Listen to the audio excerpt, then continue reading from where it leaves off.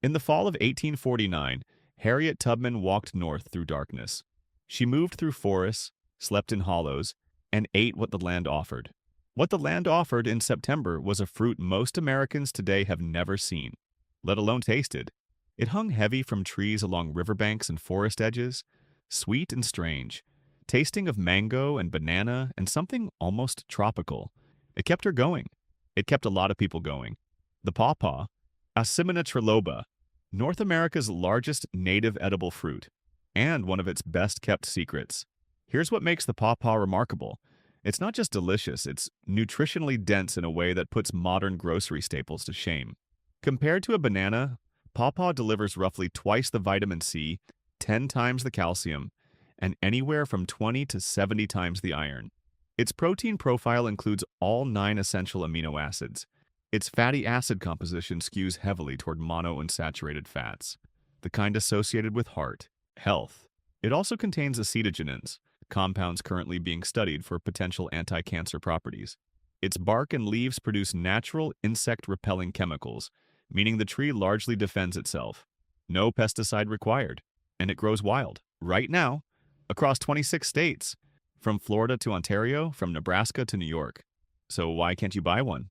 Indigenous communities weren't just foraging pawpaw, they were cultivating it.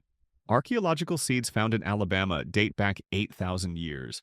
Some nations organized their entire seasonal calendar around the pawpaw harvest.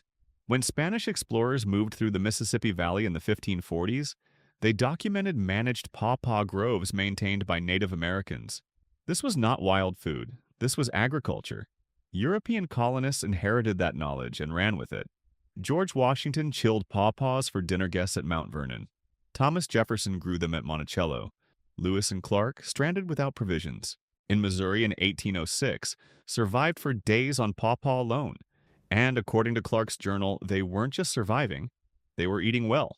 Through the Civil War, both Union and Confederate soldiers foraged pawpaw to fill gaps in their rations. During the Great Depression, rural families called it the poor man's banana, not as an insult, but as a lifeline. And along the routes of the Underground Railroad, freedom seekers traveling north in September relied on it. The fruit ripened at exactly the right time, when nights grew long enough to travel, when cornfields offered cover, when the land provided what people needed most. Pawpaw wasn't just food, it was woven into survival. In 1938, a truck driver and inventor named Frederick McKinley Jones built a portable mechanical refrigeration unit for trucks. Before his invention, keeping produce cold during transport meant packing it in melting ice. Unreliable, limited, and impractical over long distances. Jones's unit changed the math entirely. Within 2 decades, refrigerated trucks, shipping containers, and rail cars transformed how America ate. By 1960, the cold chain, the end-to-end refrigeration system connecting farm to store shelf, was standard infrastructure. Suddenly, oranges from Florida arrived in Minnesota in December. Chilean strawberries appeared in January, California lettuce in February, but the cold chain came with a hidden requirement. Fruit had to survive the journey. That meant a minimum shelf life of 7 to 10 days, preferably 2 weeks. Apples can last a month in cold storage. Bananas, picked green, hold for 1 to 2 weeks. Oranges stretch to 8 weeks. A ripe pawpaw lasts about 48 hours. That's not an exaggeration. Once a pawpaw reaches peak ripeness, it bruises at a touch, ferments quickly, and deteriorates fast. Unripe pawpaws can be refrigerated briefly, but the moment they ripen, you're on a 2-day clock. The fruit evolved for the local consumption. Forest animals ate it within a few hundred feet of the tree. It never needed to survive a transcontinental journey. When American food distribution centralized in the 1950s and grocery chains began sourcing produce from national distribution hubs, pawpaw couldn't make the cut. No conspiracy, no deliberate erasure, and just logistics. The system was designed around durability, and pawpaw wasn't durable. By 1960, bananas imported from Ecuador had more retail shelf space than pawpaws grown in American backyards. A fruit that had fed this continent for 8 millennia quietly vanished from commerce. The nutritional loss is easy to calculate. The average American eats around 35 pounds of bananas a year, nearly all of them shipped over 2,000 miles.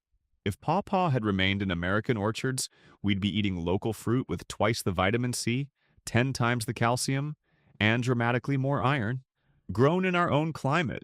without ocean freight, without refrigerated container ships burning fuel across hemispheres.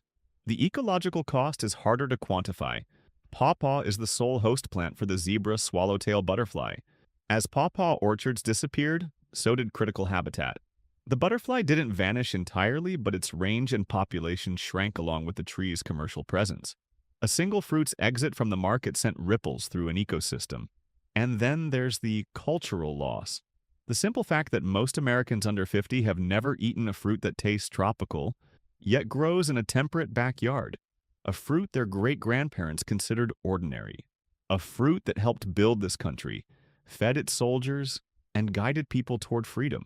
In 1990, researcher Kirk Pomper started a pawpaw research program at Kentucky State University. There are now more than 27 named cultivars, selectively bred for size, flavor, and consistency. None of them will ever sit on a grocery store shelf for a week, but they thrive at farmers markets, roadside stands, and backyard orchards. The Ohio Pawpaw Festival drew over 10,000 visitors in 2019. Small orchards are quietly expanding across the eastern U.S. Plant breeders are working on varieties with slightly extended shelf life. The conversation is slowly shifting.